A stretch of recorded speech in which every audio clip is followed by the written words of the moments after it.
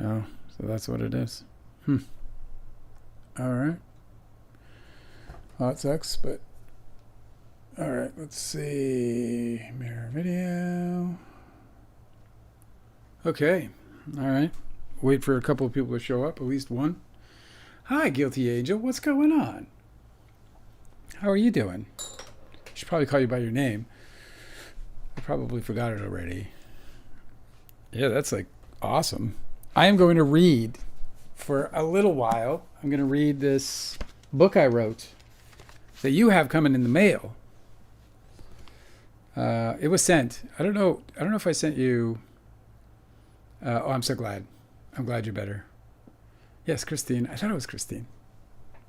I sent like 4 books out on Friday, and and I think there were 2 Christines.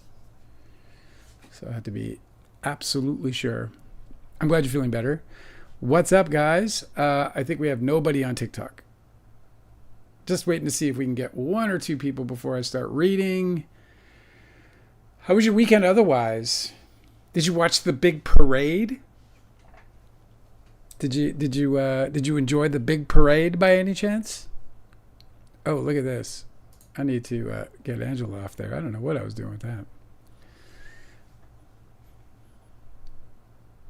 What's up, everybody? I say everybody. I think I have one person on on TikTok, and oh no, I don't have anybody on TikTok. So I am just waiting for some folks to join, and then I'm gonna read. I'll probably just start reading momentarily. Did you watch Squid Game? So did we. We watched Squid Game. I think we're on episode 5 of the 3rd season. So, yeah, we're watching lots of Squid Game.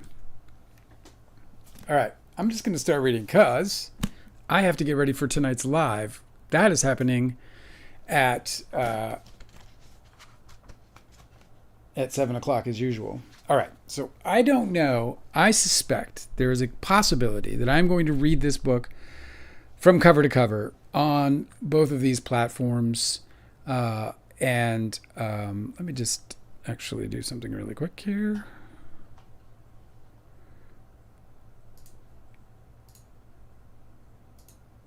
Great. Okay. So here we are. Let us start reading. So I'm reading from my book called Too Real, a Hollywood Memoir. And I'm going to start right from the very top. Too Real, a Hollywood Memoir, Dale Wheatley, for the cast and crew of Don's Plum and indie films and indie film fans everywhere. Preface. Oh, let me get myself lined up. Preface. Everything in this book is true. I did not seek the opinions of lawyers, publishers, publicists, or agents before publishing Too Real because telling my story without restraint or legal whitewashing mattered more to me than any so-called protection they may have offered. The story in this book is my Hollywood experience, completely uncensored, and I'm entitled to it. I do not fear litigation from anyone because I have only written what is true and not a word of it with any ill intent. If anyone is displeased with the way I have portrayed them, perhaps they should have behaved differently. Separate from the facts, the opinions in this book are my own, and I've done my best to distinguish them from each other to avoid conflation. I've combined some events and conversations for the reader's sake, but every major event in this book happened as described and without embellishment. If anything, I've toned down some of the events in order to remain focused on their purpose in the story. I've changed a couple of names, including that of TV star Emily Foster. If Emily wishes to come forward with her perspective, she can, but I will never share her name publicly for reasons explained best within the book itself. I wrote a lot of dialogue for this book, but I approached it much differently than I do fiction. When I was deposed in Stutman v. DiCaprio, the lawyers asked about conversations from our past, and I was hesitant because I was under oath and I couldn't possibly be sure of exactly what everyone had said. So one of the lawyers explained the legal understanding of the terms sum and substance. He said the dialogue I provide in my sworn testimony isn't meant to represent exact quotes, but rather the spirit of the conversation and what was said by each person. The dialogue in this book represents, to the best of my ability, the spirit of the conversations I witnessed and participated in. I did my absolute best to represent each person as authentically as possible and with every respect for their character, but this is certainly a book from my perspective, and that includes the dialogue I have written for all the people who appear in it. In 2019, the New York Post published a 3-part documentary series called The Curse of Don's Plum, in which I sat for a long interview. In response to the series, Leonardo DiCaprio's publicist made a statement publicly calling me a liar and accused me of, quote, an effort to gain publicity and unlawful financial gain. Both statements were deliberate lies, clearly meant to damage my credibility and reputation. Leo and his representatives have never had access to my finances and could not have known anything about my sources of income. They just made up a lie and they put it out in the world with impunity because they've got an endless flow of money and influence to fight off or buy whatever they need to escape accountability. Their lies inspired me to write this book, and it's been an arduous journey, but after 4 years of combing meticulously through my archive and digging deep into my memories, I ended up creating something much more than a candid response to a bully.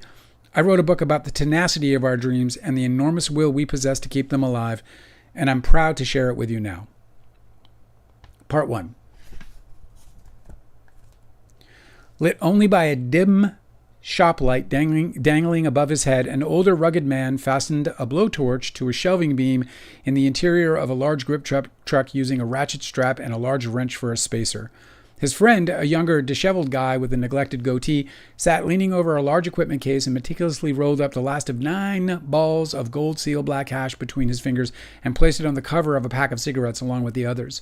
With a disposable lighter retrieved from his front pocket, the older man lit the torch and heated the tips of the 2 butter knives in the blue of the flame until they were red hot. Using one of the knives, he dabbed up a single hit of hash. A faint wisp of smoke, of deliciously fragrant smoke, rose in the air as the hash sizzled to the blade.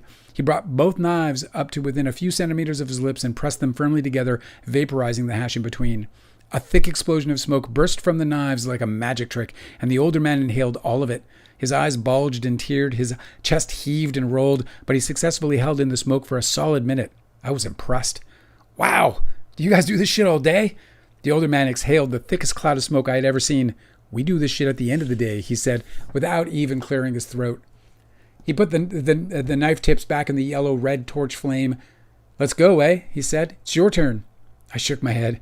I'm going to pass. That'll destroy me. You're not going to take a hit? He said it like I just slapped him in the face. Come on, man. I didn't even cough. It was my 4th or 5th visit to the Hideaway movie set, and each time I found myself increasingly drawn to the grip department.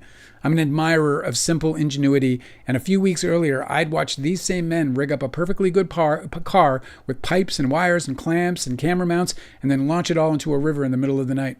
They worked fast and smart, and they also happened to be the coolest people on the set. So when the older guy invited me onto the back of the grip truck for a hit of hash, I couldn't refuse. Not until I saw the size of the hash balls. If I take one of those, I'll end up in the hospital, I said. They're so huge. You want me to make yours smaller? Said the younger guy. I can do that. Ah, fuck it, I said with a wave of my hand. I can handle 1 hit, I think. Attaboy, said the older man as he dabbed a ball of hash from the top of the cigarette pack with a red-hot tip. I leaned in slightly as he raised the knives close to my lips. The heat was intimidating. One slip by either of us and I'd be scarred for life. He pressed the tips together and the smoke came thick and fast. I sucked up about half of it before my throat and lungs quit. I spiraled into a coughing fit that was so brutal it gave me lower back pain. At least I was amusing. Both men were nearly in tears, laughing while I struggled for a single, painless breath. You want another one? Said the older man, like it was a punchline. The younger man laughed. Oh yeah, I said, with red stinging eyes. Make it a double. That's what I'm talking about, said the older man with a raised fist. Something outside the truck caught his attention. Oh, look who's here, he said, acting suddenly paternal.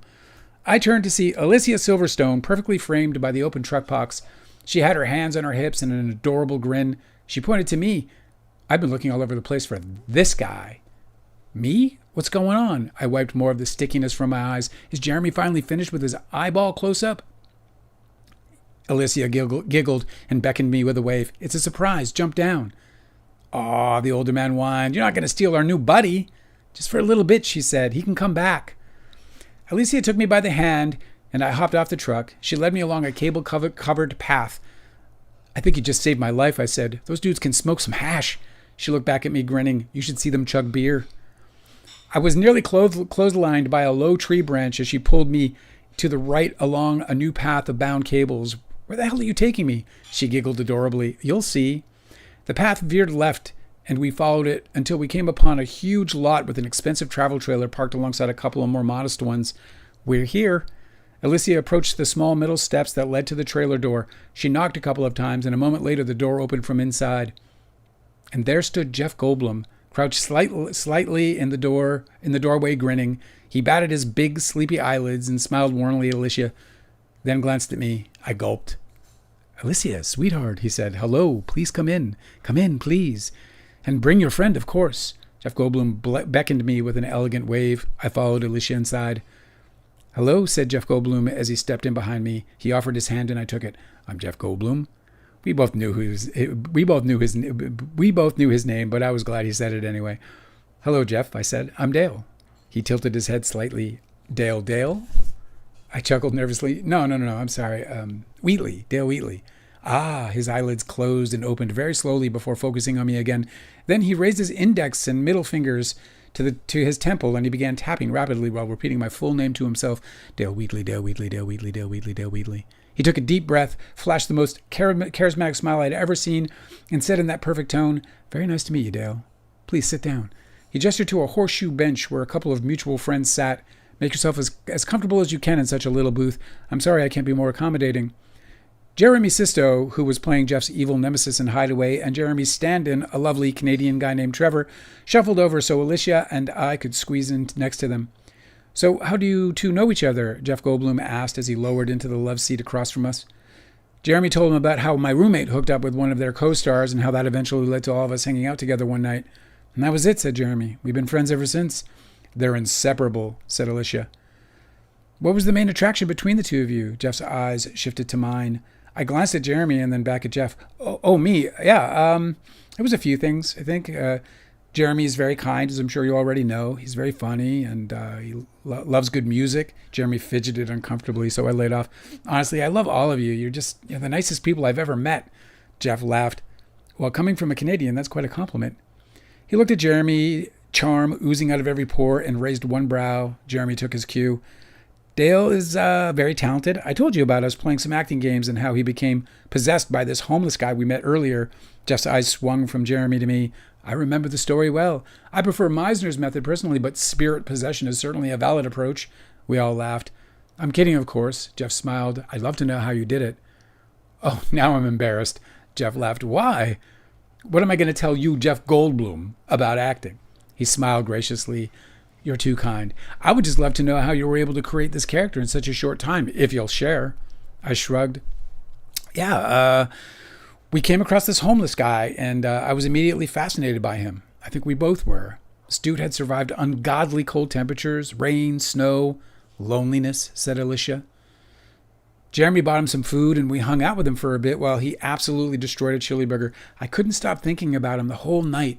Back at Jeremy's hotel, we started playing around with acting games or whatever, and the guy just kind of popped into my head, like a lucid dream almost. I focused on his hands at first. I don't know why they were interesting to me. They were thick like my father's, so maybe that was it. His fingers were like pipes. I observed everything, his breath, his breathing, his posture, the muscles on his face, that sort of stuff. And then, at one point, I just sort of stepped into this loop of him in my mind. The pictures of him went away, and I started responding and being him, I guess you could say. I laughed at myself. I sound ridiculous. "No, not at all," said Jeff. "You channeled his spirit, Dale," said Alicia. "Oh my God, I just got goosebumps all over. Look." She held up her arm to prove it. Jeff smiled. "It's incredible. I love playing acting games. I think your story just put me in the mood for some." He checked his watch with a grin. "I've still got plenty of time before my car arrives. Anyone interested?" We all were, of course, and for the next several hours, we played a variety of acting games with one of the greatest living actors on the planet. It was an indescribably wonderful experience. "Thank you, everyone," said Jeff as he bowed his head. "This was such a wonderful way to end this production. You're all so talented." Jeremy cleared his throat. Speaking of, Jeff, mind if I ask you a question real quick?" "Please do." "I'm curious, if you were Dale, would you move to LA to pursue acting or stay here in Vancouver?" I adjusted in my seat, uncomfortable and excited by the question. "I don't know, Jeremy." Jeff furrowed his brow. "That's a difficult question. You're asking if I think Dale is talented. If you're asking if I think Dale is talented enough, then yes, he seems to be." He turned to me. "Half the battle is finding some sense of truth in all of this." He gestured to the world around him. "You'll do well in Los Angeles or Vancouver or anywhere you choose to be." That's a very nice thing to say. Thank you, Jeff, I said, trying desperately not to burst into little screams of joy. Jeff Goldblum just told me I was talented, and I didn't care if he was just being nice. I was more than happy to believe every word of it. If you decide to come to LA, Dale, you're welcome to study at Playhouse West. I teach there occasionally. We play games there all the time. Thank you, Jeff. That's very kind. We'll see what happens. When Jeff's car arrived, he hugged each of us goodbye and walked out the door forever. I sat there dumbstruck. Alicia raised her brow at me. So what are you going to do? I shook my head. I don't know. I can't even think straight right now. Jeremy grinned, his eyes young and playful. What would Tony Robbins do? I grinned back at him and sighed, knowing full well that my life was about to change forever. What's the purpose of your trip? Asked the stern-faced U.S. immigration officer. He held out an expectant hand, palm up.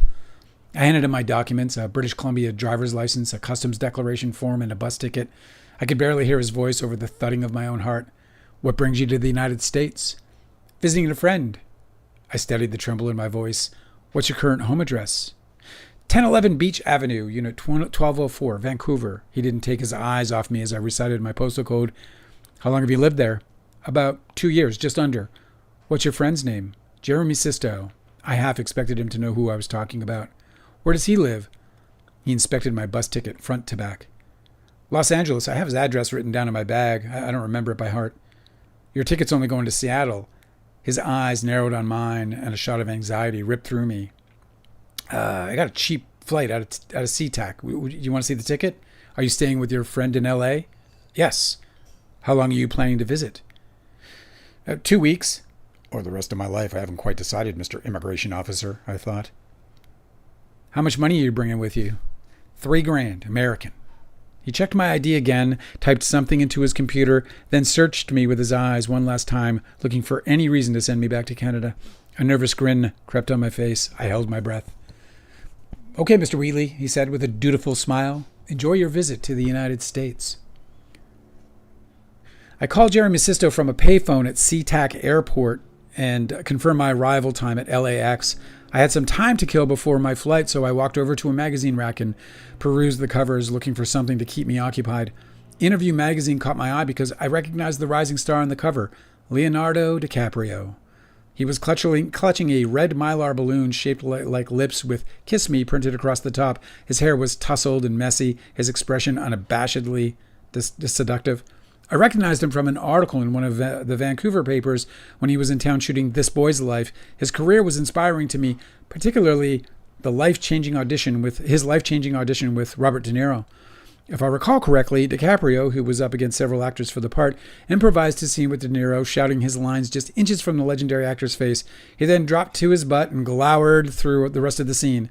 He took a big chance because none of that stuff was in the script. From the reaction in the room, he thought he'd blown the audition, but instead he impressed De Niro so much that he would later fight for DiCaprio to get the role. The rest, as they say, is history. I too wanted to be bold and impressive enough to be worth fighting for. I snatched up the magazine and headed for the cashier.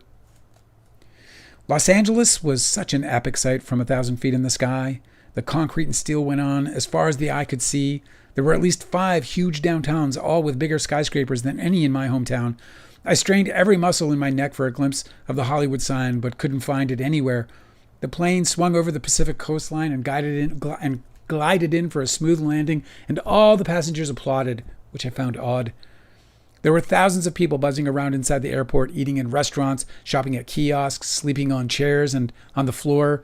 A few rushed through the crowd, presumably late for their flights. LAX was incomprehensibly enormous. I must have walked a mile indoors just to get to the baggage claim where Jeremy was waiting for me. What's up, Jeremy Sisto? Good to see you, my man. He looked great despite his messy hair and oversized clothes. I can't believe I made it. We hugged.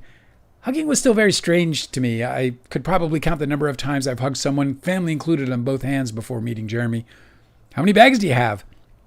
I held up my backpack. This is it. Let's go then, he said with a beckoning wave toward the parking deck. You must be hungry. Just the word turned my stomach into a creaky hardwood floor. I'm starving. How long have you been traveling? I left my apartment at 5. This morning? Jesus, why? I shrugged. I saved like $100 flying out of Seattle. Since Jeremy was working with the likes of Jeff Goldblum and Kevin Kline, I just assumed he'd be driving something luxurious, something immaculately detailed and smelling of expensive air fresheners, so I was very surprised when he guided me to an old, dirty Toyota 4Runner. My air conditioning's on the fritz, he said, so roll down your window. I opened the backseat door to discarded fast food wrappers, water bottles, cigarette boxes, unopened mail. The car was trashed. I tossed my bag in the back and jumped into the passenger seat. Jeremy pulled out and began navigating our way out of LAX. Just to give you some sense of direction, when we're on this side of the Hollywood Hills, Jeremy pointed out his window, those hills right there are to the north.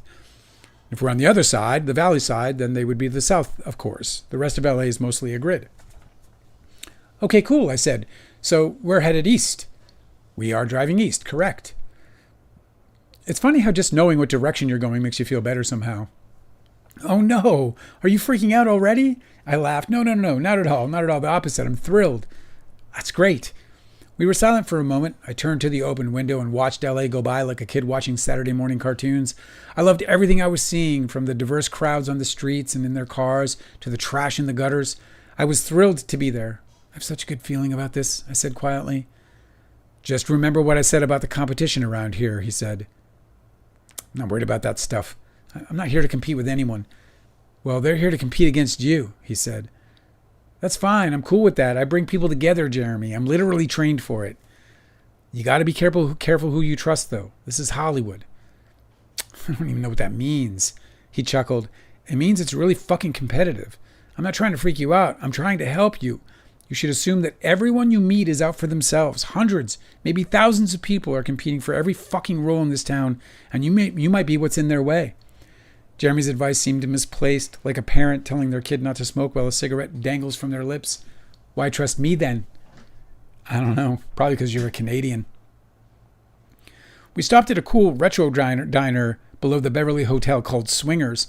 Inside, we were greeted by a stunning young woman who sat us in a booth by a window. The entire staff looked like models plucked from the pages of a 1960s issue of Life magazine.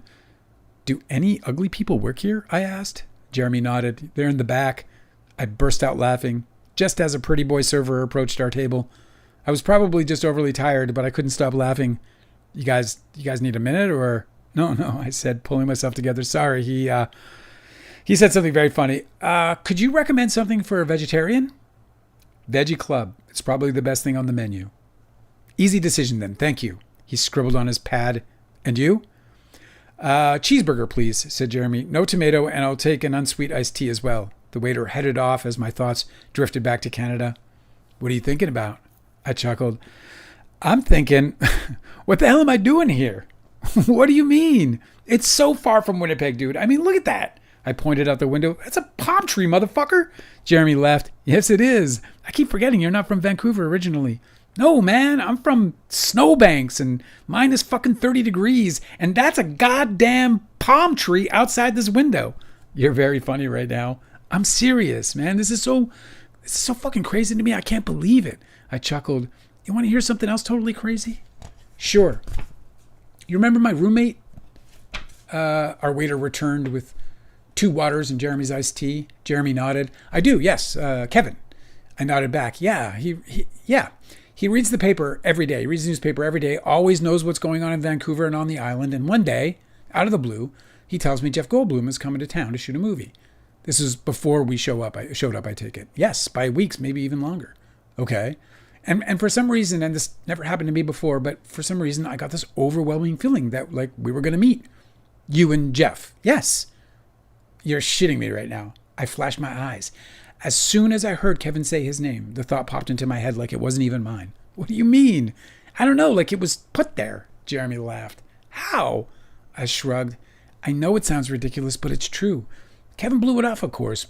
But then a few weeks later, he hooked up with Mara, who introduced me to you, which of course led to finally meeting Jeff Goldblum on his last day in Vancouver, too. Jeremy shook his head.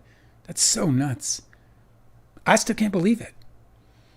I can't believe you didn't tell me sooner. I would have introduced you guys. I mean, it's a little fucking weird. Besides, I figured the whole thing was really about meeting you. You know, it feels like a lifetime ago already. You weren't expecting all this, huh? I shook my head. God, no. I was going to live in Vancouver for the rest of my life, Jeremy. Probably would have stayed in sales or maybe started a business.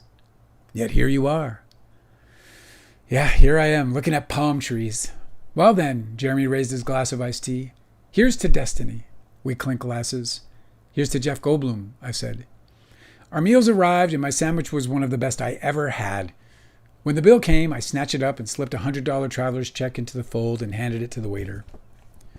We drove east on Beverly Boulevard to Jeremy's apartment, talking about one thing or another when, rather nonchalantly, the Hollywood sign slid out from behind a building and into view. I must have gasped. "Oh shit, the Hollywood sign," said Jeremy Sisto. "Do you want to drive up to see it?" "We can drive up to it?" Jeremy nodded. "Do you have a camera?" "I don't. We can do it another time." I watched the sign for as long as I could. I thought about all the people who lived and worked beneath it. Chaplin, Bogart, Cliff, Heston, Brando. Marlon Brando was probably still up there somewhere. The dark side of my mind remembered the story of Peg Entwistle. She committed suicide back in the 1930s by diving headfirst off the H. I guess Hollywood's not always champagne and strawberries. We pulled up in front of an old dingy apartment block decorated with weathered Asian moldings and a sign above an archway that read Pagoda. Jeremy jammed the 4Runner into first, killed the motor, and pulled up the parking brake all at once. He retrieved a long, ratcheted metal rod out from under his seat and fastened it to the steering wheel with a turn of a key. "You really need that thing? For this car?" Jeremy grinned. "I'll try not to be offended." I laughed. That's not what I mean. This car would get stolen in a minute, he said. "Really? Damn. Welcome to Los Angeles, my friend." The apartment hallway smelled like low rent. I've lived in bad neighborhoods most of my life, and there's a certain smell to them, something between musk and mold. The hallway was dark, and the textured walls were stained with dust and nicotine. We arrived at an apartment door. Jeremy tried the knob, but it was locked. Just as he pulled the keys from his pocket, the door opened. "Hello, come in." Jeremy's roommate, Bill, had the most perfect smile and big blue eyes. We entered and Bill took a moment to look me over. His smile grew as he pulled back his shoulder-length hair with 2 fingers, then offered his hand for a greeting. "I'm Bill." We shook hands. I was relieved he didn't want a hug. I'd had enough of that for one day. "We're so happy you're here, Dale. Jeremy told us so much about you." "Jeremy said a lot of great things about you as well." Bill shot Jeremy an under-the-brow, "What did you tell him look?" "Thanks so much for letting me crash here," I added. "This is really great. As long as you don't mind the mess. It's not always like this." "Not true," Jeremy giggled. "It's been like this since day one." "How would you even know? You barely live here." The apartment looked like Jeremy's truck. Trash scattered everywhere. Fast food bags, cigarette boxes, cans of Dr. Pepper, and loads of unopened mail. A half wall with a laminate countertop divided the living room from the kitchen and served as a drop-off spot for dirty dishes and trash. Bill turned to me. I thought about cleaning, but then I just sort of didn't. His laugh was loud and throaty. I set my bag against the wall and took a seat on their couch that looked a lot like my grandmother's from the 70s. There was something familiar about Jeremy's rundown apartment and his old, cluttered 4Runner, something comforting. Perhaps if misery loves company, so does struggle. "I'm going to go check up on Marissa and my sister. I'll call you guys in a while." Jeremy had me assure him more than once that I was cool before finally leaving me and Bill, 2 complete strangers, alone together. I felt suddenly anxious. Not because I was uncomfortable or afraid to be alone with Bill. It was the sudden realization that I didn't really know anybody in Los Angeles, that I was, in effect, completely alone. "So, Dale, what's your first impression of Los Angeles?" "Really fucking big." Bill laughed. "I know, it's so ridiculous." "Not what I expected. It's a lot less, I don't know." "Sexy?" "Yes, sexy. Vancouver is so beautiful. I guess I'm comparing it too much to that. My family used to vacation in Whistler, so I've been to Vancouver a bunch of times. It's one of the nicest cities I've ever visited." Bill paused a moment as a grin slowly widened on his face. "Can I confess something to you?" Yeah, sure." "You're nothing like we expected." "Oh, no?" I laughed. "Not at all. Is that a good or a bad thing?" No, it's a good thing." He tucked a few stray locks of hair behind his ear. "Yeah, no. We were convinced you were going to show up in like a cowboy hat with a pair of big old Canadian shit kickers on." I laughed. "Cowboy boots? Why?" "Yeah, and like we pictured your shirt would have all this country embroidery across the chest and shoulders with like those white pearl snap buttons. Meadow pictured you in that shirt, actually. You're going to love her, by the way, Jeremy's sister. Jeremy's sister." "That's hilarious." The cowboy boots were mine. What about you? I said, hoping to change the subject. What about me? Yeah, what do you do? What do you like? The phone rang and Bill walked over to the half wall where it sat. Okay, sure. I'm a trained opera singer, but my true love is Broadway. Stephen Sondheim is a god to me. Technically, I'm gay, but really I'm asexual. And I fucking hate talking on telephones. He held up his finger. One sec. He lifted the receiver. Hello? Meadow, hi. A big smile stretched across his face. Yes, he's in the bathroom. Yeah.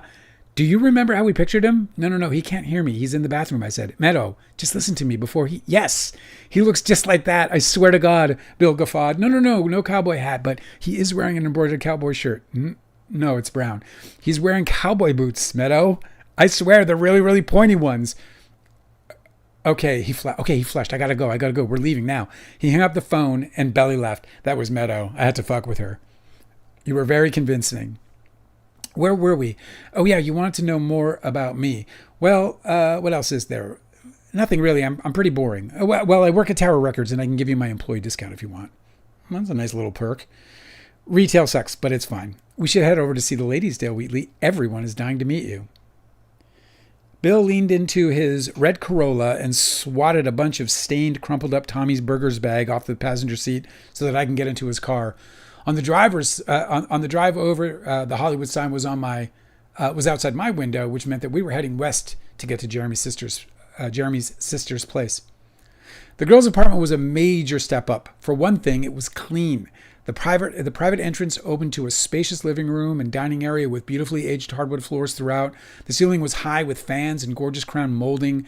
There was a long hallway toward the back of the apartment that presumably led to bedrooms, closets, and a bathroom.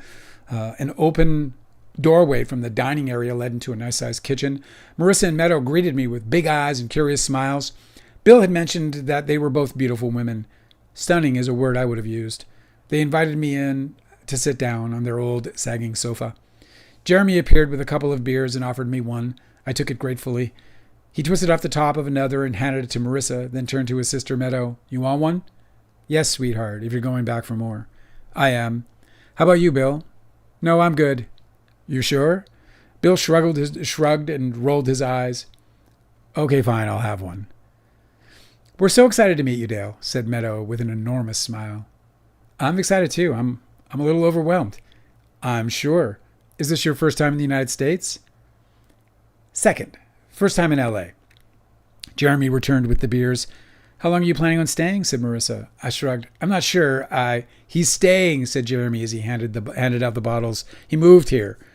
He took a seat on the floor near the window and grinned at me. You can't defy Jeff Goldblum, Dale. What does that mean? Said Meadow. What does Jeff Goldblum have to do with it? I waved it off. We were messing around with some acting games in his trailer, and he was just being extremely nice to me. That's not true, said Jeremy. He said you were talented and that you should move to L.A. No, you asked him if he thought I was talented enough for L.A., and he sort of said I was. But that's because you put him on the spot.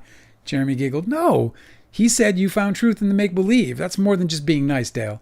Wow, said Meadow. That's high praise. I scoffed. What's he going to say? I'm fucking terrible? Meadow shrugged. Who cares why he said it? I wish Jeff Goldblum would say something nice about my acting. He has an acting school, you know. Yeah, he mentioned it. I've heard good things. You should check it out. I nodded and took a sip of my beer. We'll see what happens.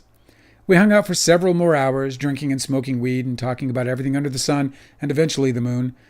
When the night ended, we hugged each other goodnight, and everything felt wonderful. I tucked some sheets into the sofa cushions, fluffed up my pillow, and tried to make myself comfortable.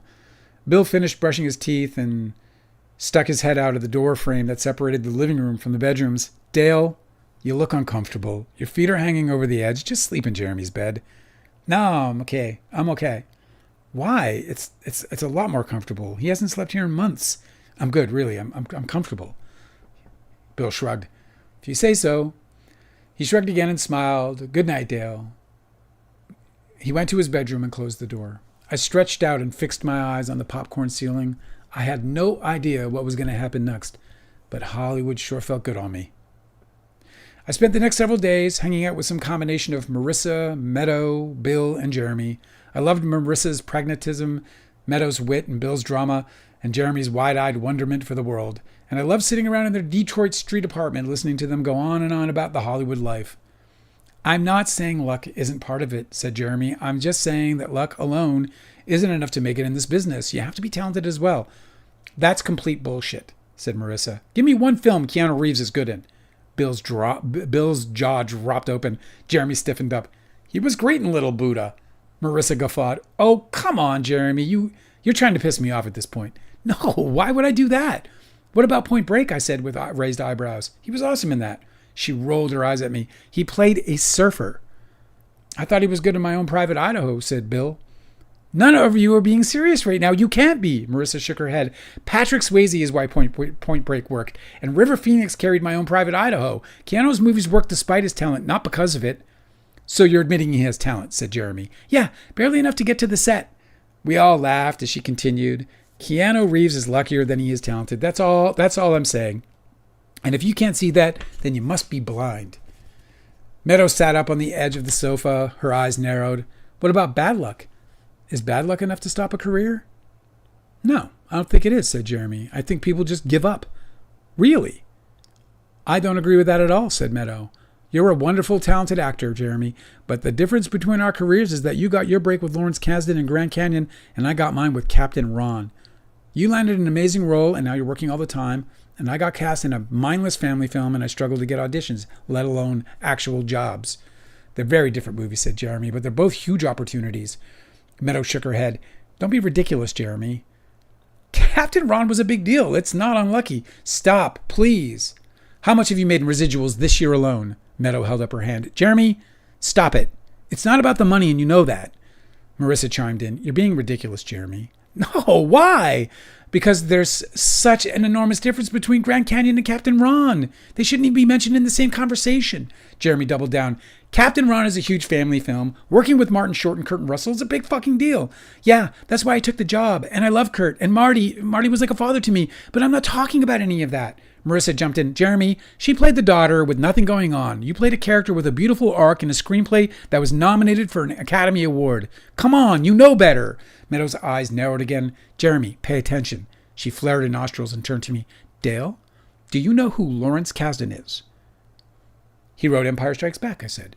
Yes, and he also wrote Grand Canyon. Do you know John Dwyer? He wrote Captain Ron. Ha ha, Dale, very funny. I'm trying to make a point here, and you're not helping. You're a little too new around here to be pissing people off, don't you think? There was enough bite to make me wonder if she might actually be mad at me. Okay, I don't know who John Dwyer is by name, I said, but I like Captain Ron quite a bit, actually. No, Dale, you can't be serious right now. It's a good movie for what it is. You are walking on very thin ice. I chuckled. I'm not saying it's a work of art. Right. Meadows swung her attention back to her brother. Did you hear your new friend? Grand Canyon is a work of art, Jeremy. Captain Ron is fun for the whole family. Do you understand the difference? I do. It just seems weird to consider Captain Ron bad luck. If it ends up being the only notable thing I do in my career, what would you call it? It was a good job, Jeremy said with a shrug. But your break is coming. Oh, is it? Yes, of course. You're a brilliant actress. You'll get your Lawrence Kasdan or you'll land an amazing independent film. It's going to happen. You just got to keep the faith. Yeah, whatever. I'll just ride your coattails like Julia Roberts did. Worked out pretty good for her. All right. That was chapter 1. How long did that take? Who have we got? We got 3 well, not too many people. Some people, though. Who's there? Tanner's there. What's up, Tanner? Guilty Angel. Yeah, what's going on? And then we got, who's over there at TikTok? Well, we had some people coming in and out, it seems. But we got 3 people there. Say hi, TikTok. What's going on? Anyway, guys, that was chapter 1. I'm going to read, I think I'm going to read the whole fucking book, you know? And see if it lands me any friends along the way. How was that reading? Was it all right? Oh, just 2 sisters showed up. What's up? I thought, that's so nice. That's so nice of you to say, just 2 sisters. I hope you like and follow and come hanging out. I'm going to read the book live. I haven't figured out how I'm going to distribute that. But I think I'm going to probably do the same chapter 2 or 3 times And then maybe I'll do 2 chapters a week so I can read it in a half a year. I haven't figured it all out yet. But I do hope that you enjoyed the very first reading, and I'm going to come back and read, I think, every day. That's what I'm aiming to read every single day. So that's my goal. And part of it is kind of rehearsing for me to get better at it, so that I can do an audio book some studio time, but I don't want to book that time until I've gotten better at reading, because it's really hard to read the dialogue, especially because I'm a big fan of not using too many dialogue tags, even though I use 100,000 of them in the book. And it's a challenge to read, but I'm excited to do it. Anyway, I'm so pleased that you guys came and joined me. Thank you so much. Hopefully crowds will grow. I'm gonna be doing some content posting in the coming days here. So I do hope to grow the channel. And you can help, of course, by liking, subscribing, and sharing with your friends and all that stuff. Anyway, Guilty Angel, Tanner, Just Two Sisters. You guys are absolutely wonderful. Tanner split, I think, or I don't know who's here. But you guys are wonderful. Thank you for coming by. I am going to quit now so that I can go get prepared for tonight's live. Guys, tonight we do a live 7 to 9 p.m. On both platforms, YouTube and TikTok. So please come join us. Thanks for coming by. I appreciate you so much. You won't even know. I can't put it into words. You guys mean the world to me. I will see you guys in a few hours. Good day.